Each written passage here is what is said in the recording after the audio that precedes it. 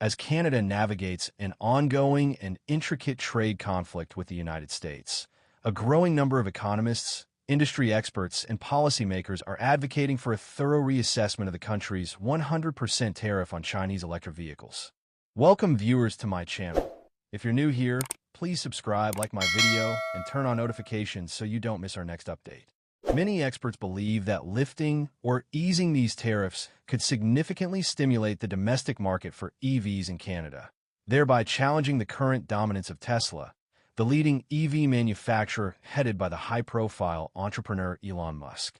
This discussion has gained urgency as the Canadian automotive market continues to evolve in response to global trends, technological advancements, and changing consumer preferences for more sustainable transportation options. Last fall, Canada mirrored the actions taken by the U.S. by imposing tariffs on Chinese EVs, a move that reflected the escalating tensions between the two neighboring countries. This decision was not made in isolation. It was part of a broader strategy to address perceived unfair trade practices and to protect domestic industries from foreign competition. In addition to the tariffs on electric vehicles, Canada also introduced a 25% surtax on imports of steel and aluminum products from China. This series of tariffs emerged in a wider context of trade disputes that intensified during the presidency of Donald Trump, who implemented a range of tariffs affecting various sectors, including those crucial for vehicle manufacturing. The situation has left many in Canada pondering the long-term impacts of these tariffs on both the economy and international relations, raising questions about the balance between protectionism and free trade, and whether these measures truly serve Canada's best interests in a rapidly changing global economy. Public sentiment toward Elon Musk has also soured in recent months, particularly as Tesla continues to be the top-selling EV brand in Canada. This shift in public opinion has prompted politicians to consider targeted measures against Tesla as a way to address the imbalance in the market. Notable figures such as NDP leader Jagmeet Singh and former Liberal leadership candidate Chrystia Freeland have publicly suggested that imposing 100% tariffs specifically on Tesla vehicles could be a viable and impactful course of action to protect Canadian consumers and manufacturers from what they perceive as unfair competition. In this context, economists like Julian Karagizian, who teaches at McGill University in Montreal, advocate for a re-evaluation of Canada's stance on tariffs concerning Chinese products, emphasizing the need for a more nuanced approach that considers both economic and diplomatic factors. Karagizian presents a compelling case that Canada could respond to U.S. trade policies in a more strategic manner, without necessarily penalizing American companies directly.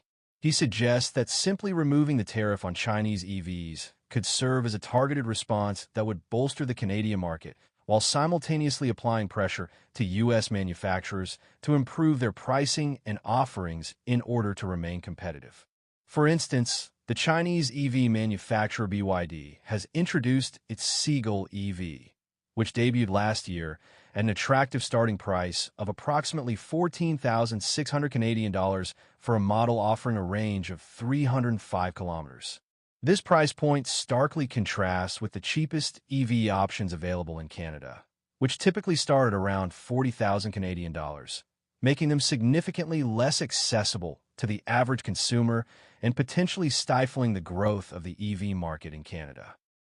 By allowing more affordable options into the market, the Canadian government could encourage more consumers to adopt electric vehicles, thereby contributing to environmental sustainability. The tariffs imposed by Canada have not gone unnoticed in China, leading to retaliatory measures that could have significant ramifications for Canadian exporters and the agricultural sector.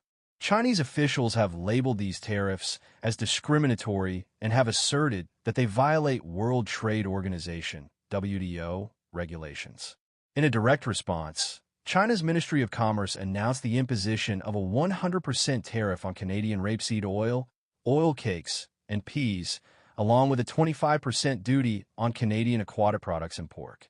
These actions have raised substantial concerns among Canadian farmers and exporters, who are now facing increased challenges in accessing the lucrative Chinese market, a vital destination for many Canadian agricultural products. This retaliatory move not only threatens the profitability of these sectors, but also complicates Canada's broader trade relationships, potentially leading to long-term economic consequences and reduced market access. Karagizian also emphasizes that Canada has the potential to expand its own EV industry significantly by actively inviting manufacturers from India and China, in addition to American and European companies, to establish operations in Canada. He believes that fostering a diverse manufacturing base will not only create jobs, but also enhance Canada's competitiveness in the global EV market. This could lead to innovative partnerships and technological advancements that benefit domestic consumers and the economy as a whole.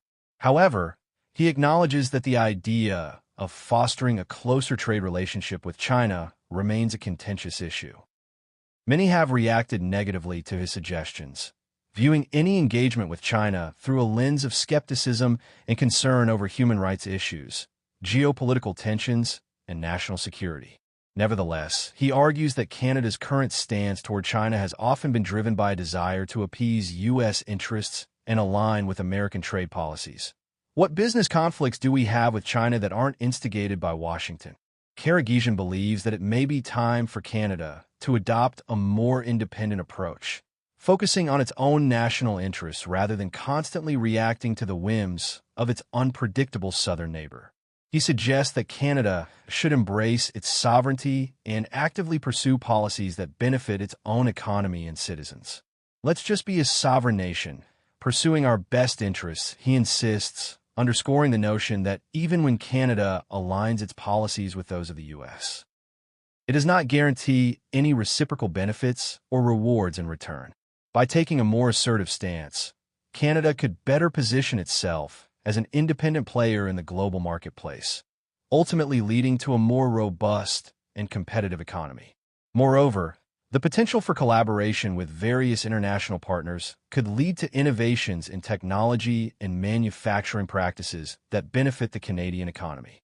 For example, partnerships with emerging markets could facilitate the sharing of best practices in EV production, sustainability, and supply chain management. This approach could foster a more resilient and adaptable EV industry, capable of responding to both domestic and global market demands. In this way, Canada could not only enhance its economic standing, but also contribute to global sustainability efforts by promoting the adoption of electric vehicles. The path forward may require bold decisions and a willingness to engage with complex trade relationships, but the long-term benefits could far outweigh the risks, ultimately paving the way for a more prosperous future for Canada in the rapidly evolving automotive landscape. Additionally, embracing these changes could also create opportunities for Canadian innovation in clean technology, positioning Canada as a leader in the global transition towards sustainable transportation. By cultivating a strong domestic EV market, Canada could reduce its reliance on fossil fuels and lower greenhouse gas emissions.